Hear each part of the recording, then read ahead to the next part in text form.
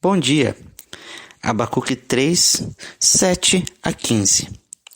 Veja as tendas de Cusã em aflição, os acampamentos da terra de Midian tremem. Acaso é contra os rios, Senhor, que estás irado? É contra os ribeiros a tua ira? Ou contra o mar o teu furor? Já que andas montado nos teus cavalos, nos teus carros de vitória?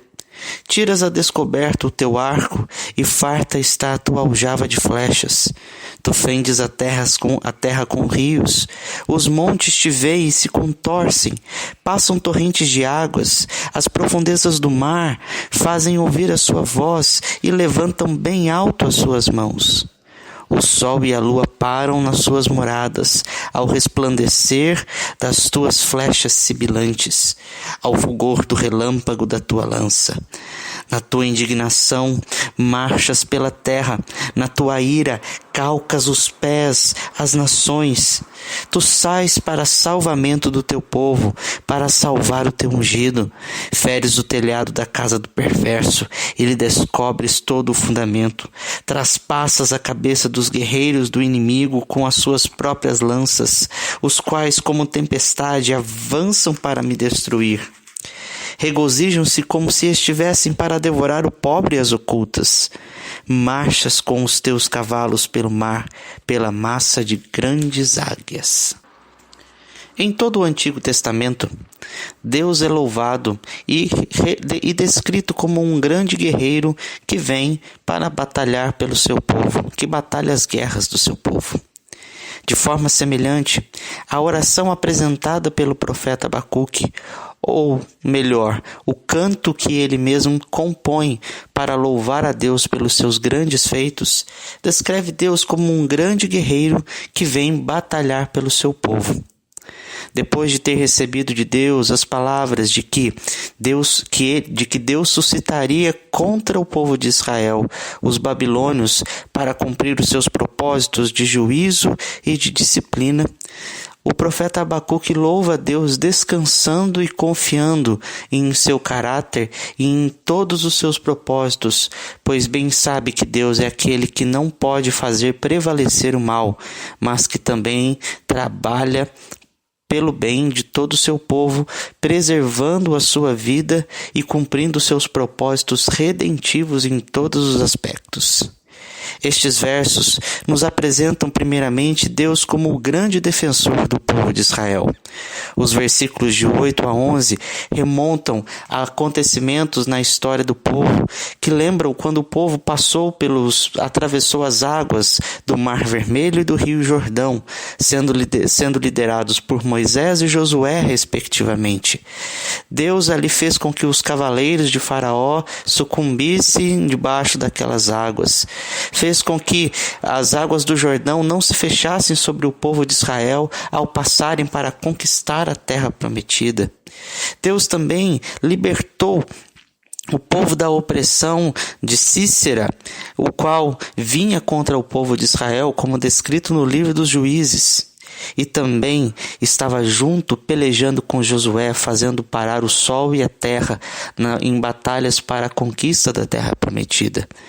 Estes versículos de 8 a 11 nos lembram que Deus estava sempre pelejando pelo povo de Israel, defendendo o povo de Israel. Deus é descrito em toda a sua glória, apresentado como aquele que defende o povo em todas as suas batalhas. Deus tem defendido o seu povo ao longo de toda a sua história. Deus tem se apresentado para o seu povo em toda a história, mostrando que Ele é o seu verdadeiro defensor. Muitos têm expectativas de que nações e homens se levantem ao seu favor para trazer-lhes alguma boa sorte neste mundo. Contudo, o povo de Deus descansa e espera pelo seu defensor, que está sempre vendo tudo aquilo que acontece, que está preservando a sua vida, que tem sempre estado com ele em todas as situações ao longo de toda a história, de todos os acontecimentos em que a igreja está passando e tantas vezes sofrendo. Deus é o nosso defensor. Deus está defendendo a causa do seu povo. Deus não se esquece dos sofrimentos que o seu povo está passando. Deus está presente em todas as situações, fazendo triunfar o seu juízo e consolando também aqueles que sofrem. Assim como Deus é apresentado como defensor, nos versículos 12 ao versículo 15, Deus também é apresentado como aquele que salva, ou seja, como Salvador, aquele que vem livrar o povo das suas aflições, aquele que vem libertar o povo da sua opressão. Tendo em vista que o povo passaria por um terrível período de exílio na Babilônia, a grande promessa é que este exílio também finalizaria. Da mesma forma que Deus suscitaria os caldeus e levaria o povo de Israel, o povo de Judá para a Babilônia, fazendo-os ali atravessar dias difíceis, Deus também determinou um tempo para que esta opressão durasse, para que este exílio durasse. Ele prometeu que ao final de 70 anos, como bem vem nos dizer o profeta Jeremias, o povo voltaria para a sua terra. Deus levantaria ali recursos e salvaria o seu povo da situação em que eles estavam. É certo que os babilônios pagariam por tudo aquilo que eles fariam ao povo de Deus. Toda a destruição, toda a desolação causada pelos caldeus, Deus estava levando em conta, porque era pela responsabilidade dos seus atos que Deus estava considerando aquele povo um povo perverso, para poder então usar como um instrumento de justiça contra o povo de Deus. Deus é descrito como aquele que calca os pés às nações, aquele que fere as nações, aquele que está sempre pronto a exercer juízo sobre as nações, aqueles que se voltam contra ele.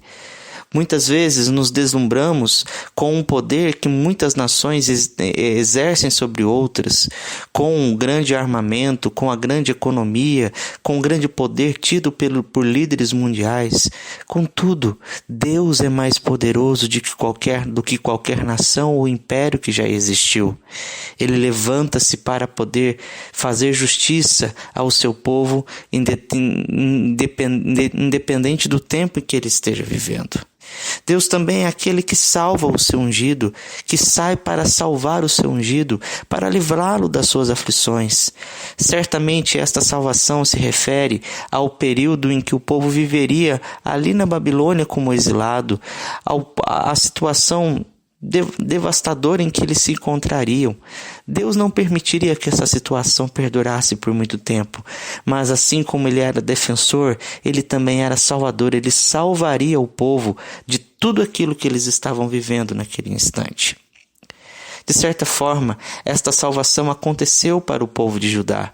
Depois de ficarem 70 anos no cativeiro da Babilônia, Deus então calcou os pés à nação da Babilônia, tirando-os de todo o controle e poder de todo o império, levantando os persas, uma nação diferente, por meio de quem Deus emitiu um decreto por meio do rei Ciro, para que o povo de Deus pudesse então voltar para a sua terra.